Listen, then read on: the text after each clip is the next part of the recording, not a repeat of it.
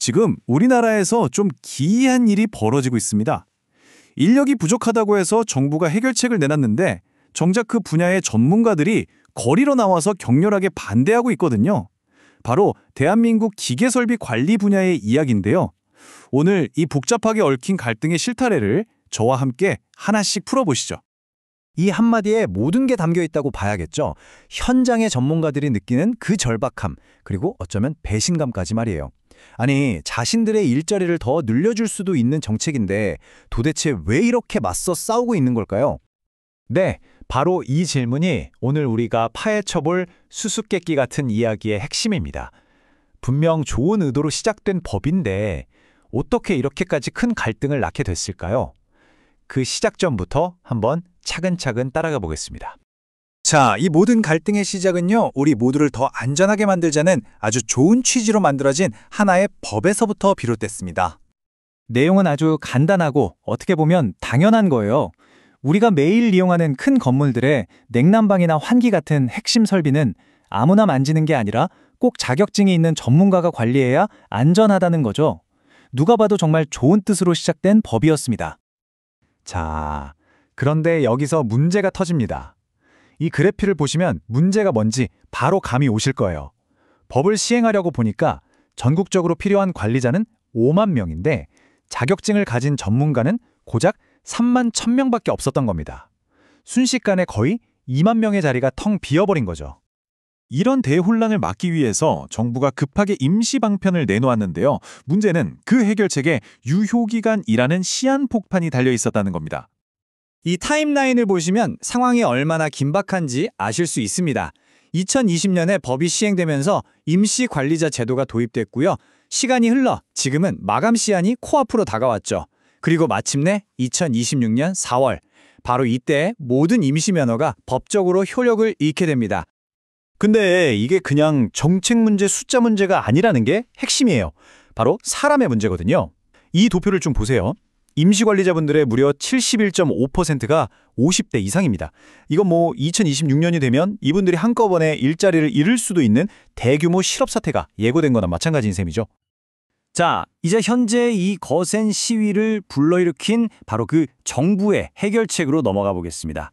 이 계획이 모든 갈등에 불을 붙였다고 해도 과언이 아니에요. 정부가 이 대량 실업 사태를 그냥 보고만 있을 수는 없었겠죠? 그래서 꺼내든 카드가 바로 이거였습니다. 임시 관리자들만을 위한 특별 전형, 그러니까 정식 자격으로 갈 수 있는 새로운 길을 열어주겠다는 거였죠. 바로 이 슬라이드가 공정성 논란의 핵심을 정확히 보여줍니다. 왼쪽은 기존의 방식, 정말 험난한 길이죠. 어려운 국가시험에 합격하고 수년간의 경력도 쌓아야 합니다. 그런데 오른쪽에 새로 제안된 길은 모래가 고속도로가 열리는 셈이에요. 특별 교육을 받고 비교적 간단한 시험만 통과하면 되니까요. 누가 봐도 이거 불공평한 거 아니냐는 말이 나올 수밖에 없는 상황입니다. 바로 이 지점에서 두 가치가 정면으로 꽝 하고 부딪히는 겁니다. 전문가라면 이 정도 기준은 지켜야 한다는 원칙과 당장 수만 명의 일자리를 지켜야 한다는 시급한 현실이 말이죠. 먼저 시위에 나선 기술인들의 입장부터 들어보죠. 이분들 입장에선 이게 명백한 역차별이라는 거예요. 어렵게 시험 통과한 사람들은 뭐가 되냐는 거죠. 그리고 이건 국가 자격제도 전체의 신뢰와 가치를 떨어뜨리는 일이라고 주장합니다. 자, 그런데 정부 입장도 들어봐야죠. 정부는 당장 눈앞에 닥친 현실을 봐야 하거든요. 2026년에 터질 게 뻔한 대규모 실업 사태와 시장의 혼란을 막으려면 이건 어쩔 수 없는 선택이라는 겁니다. 반대 측에서 나온 이 한마디가 그분들의 가장 깊은 우려를 아주 잘 보여주는 것 같아요. 단순히 공정성의 문제가 아니라 자격 미달인 사람에게 면허를 남발해서 결국 우리 모두의 안전을 위협하게 될 거라는 공포가 담겨 있는 거죠.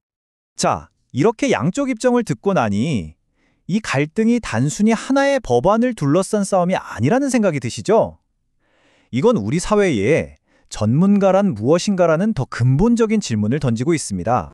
이번 논란은 이 업계가 앞으로 반드시 풀어야 할 세 가지 숙제를 남겼습니다.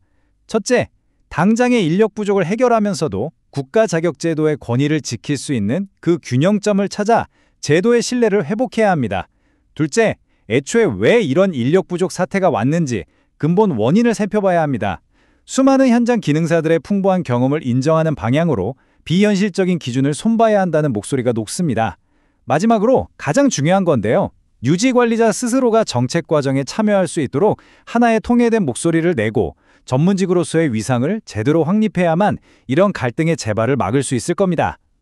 결국 이 모든 복잡한 갈등은 우리에게 아주 근본적인 질문을 남깁니다. 진짜 전문가를 만드는 것은 과연 어려운 시험에 통과한 자격증일까요? 아니면 수십 년간 현장에서 땀으로 쌓아 올린 경험일까요?